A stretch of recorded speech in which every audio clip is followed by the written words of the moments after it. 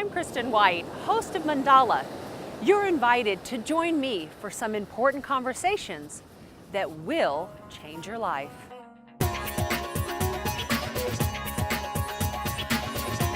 I'm Kristen White. I'm a mother, an author, a journalist, and a mystic. And the reason I started Mandala is because I had so many questions myself. Like many of you, I wondered, is this what it's all about? Is this really my true life's purpose? Am I meant to do more? And I'm meant to be more? And how do I take the steps to get there? Life is so busy, an endless string of errands, list, and traffic. Pause and take a deep breath into this chaos. Perhaps join a community of like-minded people and connect deeper.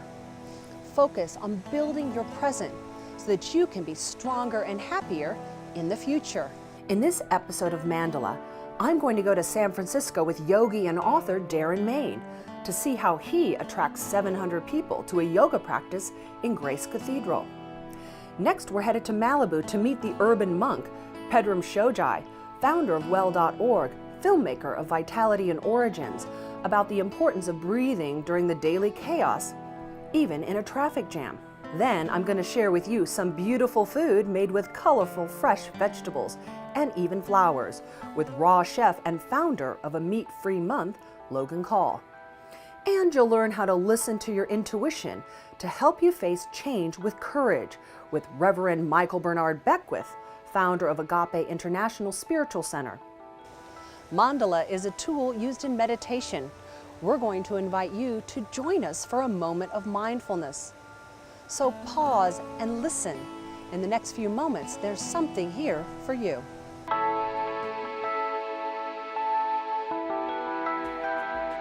When the ancient yogis created the practice of yoga, they had no idea of the busy urban lifestyle that we live in today. Well, my guest is a yogi and an author, Darren Main, and he's here to help share with us how to integrate these ancient practices into our everyday life. Darren, thanks for being here. It's my honor. You have a very exciting class called Yoga on the Labyrinth. 700 people attend, and it's in a very unique location. Yeah. Tell us a little bit about it. It's inside Grace Cathedral, which is a cathedral here in San Francisco that is enormous. It's on par with the cathedrals of Europe. Mm-hmm. It's a big Gothic building, and they have a labyrinth on the floor for walking meditation. And a friend of mine actually started it just for the congregants at the cathedral. When he moved and went to grad school, they asked me to take over, and I brought in live music and sent out a few press releases, and it went from 20 people a week to 100 to 200. Now we get 6, 7, sometimes 800 people every Tuesday night. And the people who attend are as diverse as San Francisco. I mean, we've got young people, old people, people bringing their kids. One woman brings her dog every week. We have people who are really skilled at yoga and that they can put their foot behind their head, and other people who can barely walk up the steps of the church. It's stunning and beautiful, and the first thing people notice is the architecture. Right. But then what people notice is the people. That yoga is not about touching your toes. It's about finding that peace, that stillness. And that, of course, is the crux of every spiritual tradition. And the idea of it being guilt-free. A lot of people have a lot of guilt and shame from Christianity or all the religions. Mm-hmm. All of a sudden they're walking into a Christian church, but nobody's trying to convert them. No one's evangelizing to them. No one's saying you need to come to church on Sunday to go to yoga on Tuesday. And that's profoundly healing for people. I started to learn yoga here on the Labyrinth, the first real class that I went to. I knew Darren socially, and he'd been wanting me to come, and so I decided to come and check it out after I injured my back, and that was more than 5 years ago, when we were about 40 people or so. So it's been a journey. It is an extraordinary experience of community every week, ever changing, ever constant, ever grounding, ever transcendent, very real. It's absolutely the most incredible experience. I came to San Francisco 2 years ago, and I had heard that this practice existed, and I'd been practicing yoga for a few years already, and this just felt like an incredible community and an incredible place to reflect every week, to spend a little time with an amazing group, an amazing community in one of the most beautiful buildings in the city. One of the things we do at Yoga on the Labyrinth is we try to be timely in what we do. So sometimes we just have a general theme, but then there's other events in the world that are really big, and a lot of times in the world we try to not look at those things. They make us uncomfortable. Suffering, we tend to want to look the other way. And so we try and do just the opposite. We say, hey, there's this big thing that's happening in the world. There's this huge well of suffering. Instead of avoiding it, let's devote our practice to it. Let's look at it. Let's open our hearts to it. And I think the result is it empowers people to become more active, more involved, and more, they feel like less victims of the suffering of the world, like they have to shut themselves down, and more open. Darren, who is masterful at leading all these poses, is also able to stay in that humorous place. And I always marvel at how diverse we are, and we can all endeavor what's offered without feeling like, oh, I've got to strive. It's just an experience of grace, like the name of this place. It is amazing. The great thing about this practice is that we bring a lot of people together, and so it makes sense that it's an opportunity for us to think about the bigger things that are happening in the world. And so often, unfortunately, we often have tragedy in our lives, and global tragedy is a part of that. And so when those moments occur, this community often dedicates our practice to those who suffer. It's an opportunity to reflect on the greatness that we have and the blessings that are part of our lives, and spend a little time reflecting on those who have a little bit less. I feel like people are hungry for spirituality, but they're sort of less and less interested in being told what that looks like, and more interested in having it be a unique and authentic personal experience. So when you look at this cathedral, it's known for its openness, its welcoming nature. They've been ordaining women, celebrating interracial marriages, celebrating gay marriages, ordaining gays and lesbians. All these marginalized communities have been welcomed. And I think people feel that when they walk in. And then you couple that with yoga, which is a very universal thing. We all have bodies, and we all need to move our bodies, and we all need to breathe. And you even look at the structure. We have the labyrinth over here, which is a pagan practice of walking the labyrinth inside a Christian cathedral, doing a yogic practice, which comes from India. So it just feels like it's like a buffet, and people can come in and they can take what they want. They can be people of faith that go to church on Sunday or synagogue on Saturday or whatever, but they don't have to, and no one is proselytized to. They can just come when they want, leave when they want, come as often as they like, just once in a while. And I think the result is they want to come. People need that. They need that sense of community. Darren, thank you for being here with us today. Thank you so much. It was my honor.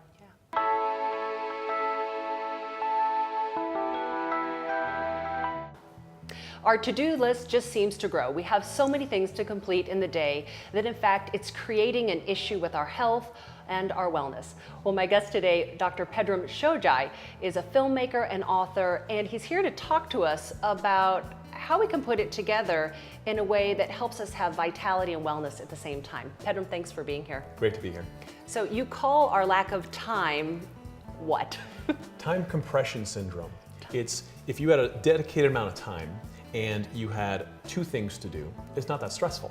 But you put 100 things in the same amount of time, and all of a sudden you're compressed, you're stressed. You don't know how you're gonna get to it all, so there's this baseline anxiety that we all feel because we've overcommitted and we don't have time, and that drive took too long, and I know I need to go to the gym, but there's not enough time to do it, and that just adds up. And it builds this stress for urban and suburban and just pretty much any modern person that we don't really know what to do with because we haven't really been trained to understand how to move through that. Why do you think we pile it on? I mean, Where does that come from? Yeah, we live in a more is better society, right? And simple is stupid. And so it's just the more elaborate and basically the fear of missing out and all these things that have kind of compiled in our very fast-paced technological society keep us in this place where we have to kind of metabolize things in order to not fall behind. And everything's toxic and you're late for this and you're late for that. And it has this psychological wear and tear that we're starting to see in people. I've seen it in my clinic for years, is people are just freaking out because they don't have time, they don't have energy, and they don't even know how to get out of their bind because now they're stressed out because they didn't make it to yoga. Right. You have such an interesting background, studied biology at UCLA, you have a degree in Chinese medicine and a practice, you're a Kung Fu master, a Taoist monk, you've made 2 films, Origins and Vitality, and now you have a book coming out, Urban Monk. So you really blend medicine and spirituality. But with what you're talking about, how do we have time for that? When I first came down from the Himalayas, I thought I needed to get people to go up to that experience Right. and realized that wasn't happening. They can't get there in 24 hours, right? No one's getting there. No one's got the time to do the things I did. I had a privileged life to be able to do that. And I realized I had to bring the Himalayas down to the cities. And so how do you do that? Is you don't say, oh, I need an hour for this, and then I got to go to yoga. You start building resentment for your spouse and your kids and everything, because there's not enough time. So what are you doing in traffic? Are you upset that the person in front of you at the grocery store is like clipped coupons and they're getting in the way of your day? And instead you could judo flip that and say, wow, that person just gifted me the most precious gift I could imagine, which is time. And so now I'm going to breathe, I'm going to drink from infinity, and I'm going to use this time as my spiritual practice. I'm going to use this to catch my breath instead of be upset that this person is taking away this vital resource. I don't let people take that away from me. I transform that into time for me, for my growth, for my recovery, or whatever I need. So what does that look like specifically? So you're in a traffic jam, those happen in LA. You have extra time. What do you do within that spans of 5, 10, 15 extra minutes? Sometimes I wish it was 15, right? Right. Yeah, it depends on what town you live in. So it depends on what you need. I mean, if you're behind on calls, you can schedule calls and get them done so when you get home and your kid runs up, daddy could be there for their kid. So if it means getting some work done in the car, that's fine. And if it means you're done and now you're just trying to find something on the radio and to pass the time, Now it's about breathing. Now it's about catching your breath. Now it's about closing your eyes at the stoplight for 2 seconds and just regrouping and using that time to nourish yourself. But look, if you've got calls to make, you shouldn't be stressing about meditating. You should be slowing down your breath and taking those calls mindfully instead of feeling guilty that you're not doing this other thing, which is your spiritual practice, because those things come from ascetic lineages, people who had renounced the world and basically sat around and meditated all the time, and we're householders. So as householders, we got mortgage, we got rent, we got car payments, we got gas, we got kids late from school. Right. It's life. Right. And so how do we live mindfully in life is really the promise of the urban monk, and that's what we're talking about. Wonderful. Pedram Shojai, thank you so much for being here, and I'm excited for your work to spread. Great to be here. Thank you. Thank you.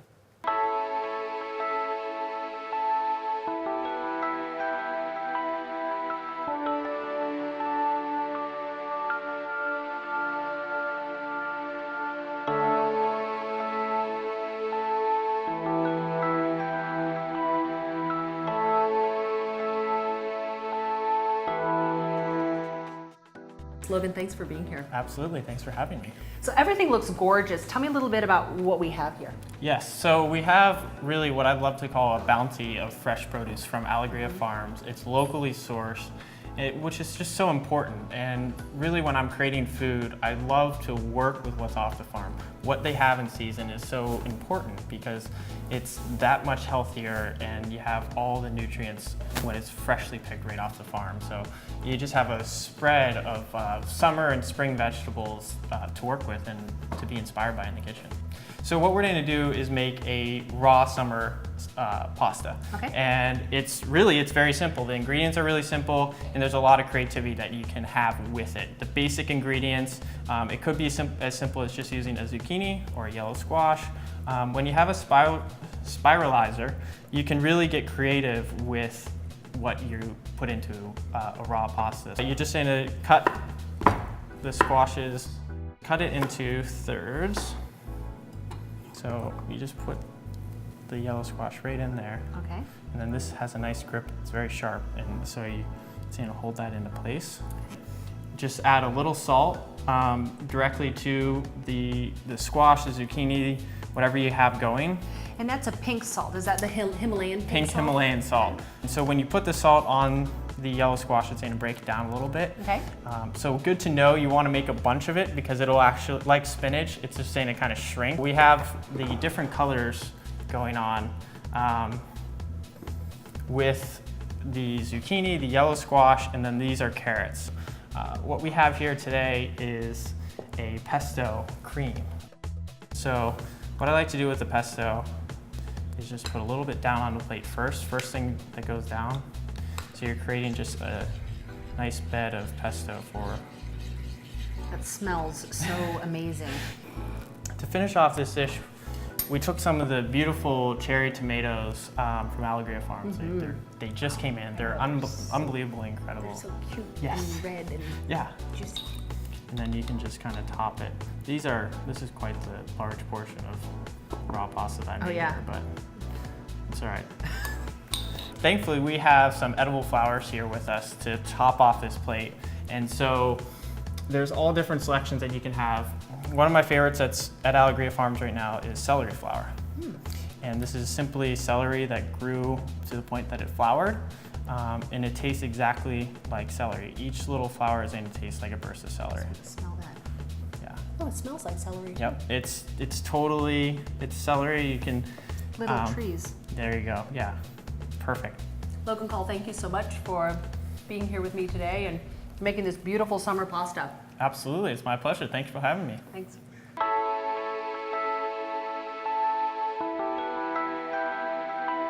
If you are a seeker and you feel like you have been traveling this journey alone for quite some time, and you're looking for a community to help you figure it out, well, there's a gigantic opportunity and an invitation available for you right now.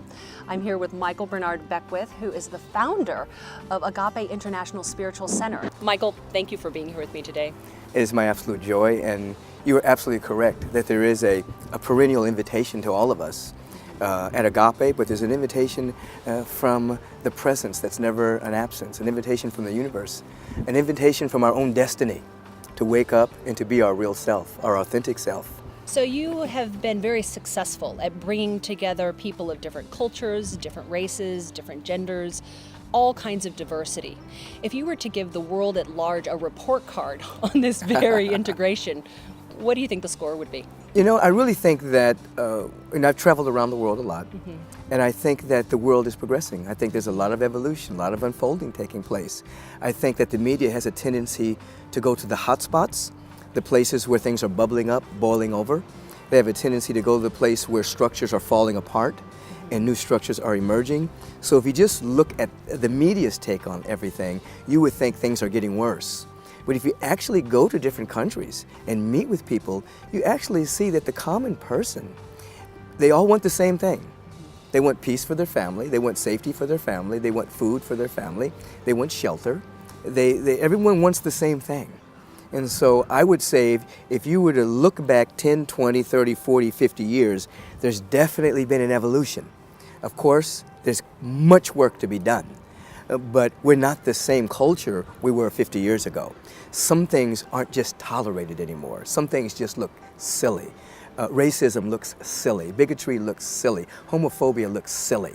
Even though it still exists, it's not like the norm. It's not like we should all go out and hate each other because we look different. You know, now that looks silly. Whereas you go back 40, 50, 60 years ago, people stood took those kind of stands of separation as a badge of honor of some kind. Now it looks silly. So there is some evolution taking place. Now, in a spiritual context, my understanding is that sometimes a problem will come up and be at a heated moment right before it's ready to release. Absolutely. And so is that possible that that's what's going on here? I think it is. I think that is exactly what's happening. You're seeing structures that no longer serve us. So it's like the crumbling of an institution, even though it's an ideal institution. It's not an actual physical structure, but it's an institution that's been around of thinking that no longer is relevant. Right. There's an ideal within it that's trying to emerge. And so because it's not working, now you have something for us to hospice, while at the same time something for us to midwife. So we're in the process of hospicing It's something. an interesting visual. Yeah, something that doesn't work anymore. Something has to die. And when things crumble, it's not always pretty. You've never seen a building be blown up and not had all the debris going everywhere, and it's loud and chaotic, and there's a lot of energy around that. Transformation is not pretty. No. You know, you can look at the butterfly and see that. The caterpillar becoming a liquid, becoming almost nothing, and then ultimately the emergence of a butterfly. It's not a pretty thing in the beginning. So the transformation of our society, the transformation of us as individuals is not pretty. But ultimately there is a destiny, there's an ideal, there's a perfect pattern that's trying to emerge. Now what we have to begin to do is describe that. You know, there's a law that basically says you don't describe what you see, but you see what you describe. So we have to begin to describe the kind of world we want to live in. We have to describe the kind of relationships we want to have. We have to describe the society we want to live in. Then we will walk in that direction. But if we just keep describing what we're now seeing, we keep walking in that direction. And I also believe that there's a lot of describing the past. There's a lot of energy in the past. So if we don't know what type of future we want to describe or envision, how do we start to create that? That's a very good question. and what I teach is something called the life visioning process, in which I teach people to actually intuit and begin to open up to what's seeking to emerge in us individually and what is seeking to emerge in us collectively. Just as within an acorn, there's an oak tree trying to emerge. Well, within you and I, there are gifts, talents, capacities that are trying to emerge. They're not happenstance. They're not accidental. There's something within us trying to come forward. And so what we must begin to do is become still enough, quiet enough, ask the right questions. If we ask the right questions, then the universe will answer those questions. Or you could call it your higher self. You could call it your intuition. You could call it your heart. You can call it your gut. You can call it the God presence. Right. If you ask the right question, you'll get the answer. What the difficulty is, the average person asks a disempowering question. They ask, what's wrong? Who's to blame? Why me?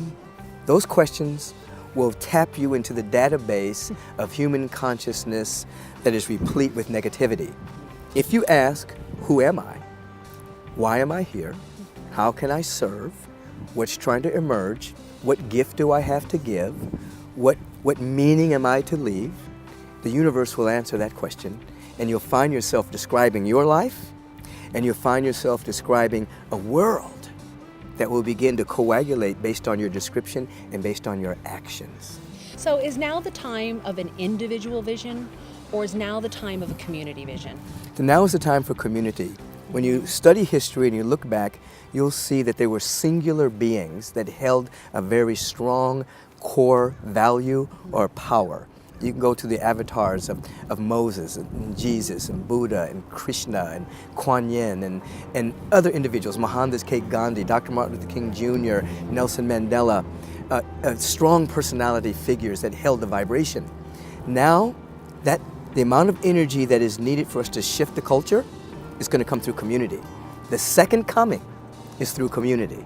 The second coming is through the collective, not through the singular.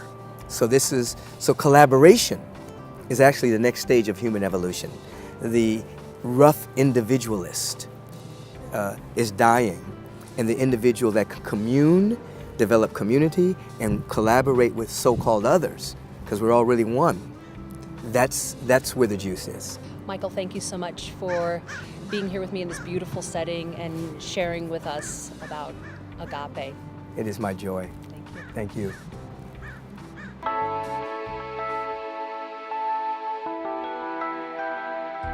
I think that a lot of people hear about meditation. On some level, they know that they should meditate. We're told to meditate, but we don't necessarily know what that meditation looks like. Do you think we could do a little meditation here now? Absolutely. All right, so I'll let you be the lead. Very good. What I want you to do is to allow yourself to come to a complete stop. That is, in this instant, if you'll close the outer eye, you'll still hear my voice, and begin to place your attention on your breath. As I've taught for many, many years, it is very difficult to breathe in the future, and it's very difficult to breathe in the past. You can only breathe in present moment. An inhalation and an exhalation is right here in this moment. It becomes a doorway to the eternal now, where the eternal verities of love, of peace, and of joy, wisdom, harmony, and transformational knowledge exist. So I invite you in this instant to turn within. Place the attention on the breath. Be aware that the body is breathing. Be aware that you don't have to help the body breathe. You can watch the body breathe. You can watch your breath. As you're observing the breath, let's embrace a vibrational intention in this brief meditation. Let's have an intention to wake up to the highest and best that is within us. The highest and best that is within us, as love, as peace, as abundance, as joy, as intelligence. So we're in present moment with an intention. You're observing the breath, and you're simultaneously aware of your intention. Now watch the breath and feel your intention.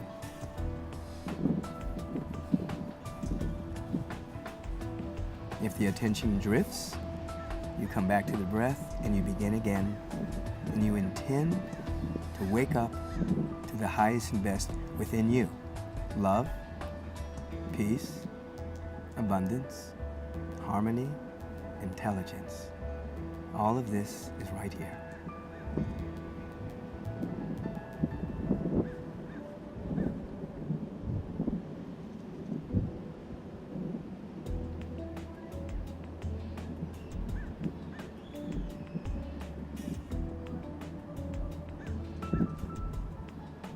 You have dominion over the attention, breath, and intention. It's creating a space for you to wake up to who and what you really are. We give thanks for this precious moment, as brief as it is. We give thanks that all of eternity is loaded into this moment. And spiritual liberation, freedom, is the order of our day. I give thanks for this. Thank you. Amen. That was beautiful. Thank you. Mandala represents the circle of your life, the past, the present, and the future. The patterns and possibilities are endless. However you decide to create your mandala is completely up to you. Did you find something that spoke to you in our conversations today?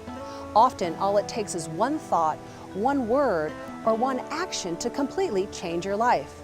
So I invite you to create a new design for your life today.